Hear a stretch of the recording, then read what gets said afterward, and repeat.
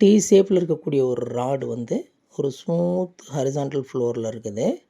அதோடைய head length வந்து எல்லு, அப்படியே நடுவில் இருக்கக்கூடிய அந்த ஸ்டெம்மோட லென்த் வந்து 2L அப்படின்னு வச்சுக்கிட்டாக்க, இப்போ என்ன செய்கிறாங்கன்னா, அந்த சின்ற கீழே இருக்கிறது பீன்ற ஒரு பாயிண்டில் வந்து ஒரு ஃபோர்ஸ் கொடுத்து அதை தள்ளினாங்கன்னு சொன்னாக்க, அது ரொட்டேஷன் ஆகாமல் நேராக அப்படி டீயாகவே போகிறதுக்கு எந்த இடத்துல இந்த பி பாயிண்ட்டு சியிலேருந்து இருக்கணும் அப்படின்னு கேட்டிருக்கிறாங்க.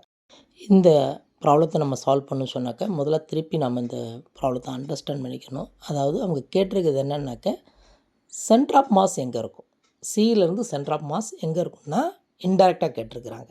ஓகேவா? ரைட்.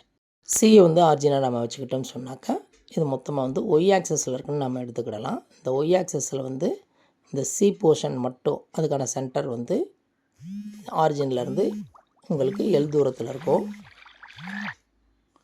அதே மாதிரி பார்த்தீங்க அப்படின்னு சொன்னிங்கனாக்கா, இந்த ஏபி போர்ஷன் வந்து ஆரிஜின்லேருந்து 2L தூரத்தில் இருக்கும். அப்போ ஆர் ஃபார் வந்து சி வந்து உங்களுக்கு எல்லு, ஆர் ஃபார் ஏபி வந்து 2L.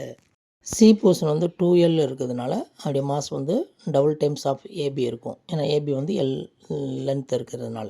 ஓகேங்களா? ரைட். இப்போ centre of mass equal to அப்படியே டிஸ்டன்ஸ் ஃப்ரம் ஆரிஜின் இன்ட்டு அந்த போர்ஷனோட மாஸு.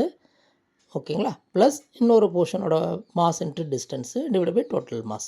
இந்த ஃபார்முலா போட்டோம்னா நமக்கு 4L/3ன்ற ஆன்சர் கிடைக்கும். Option 3 is the correct answer.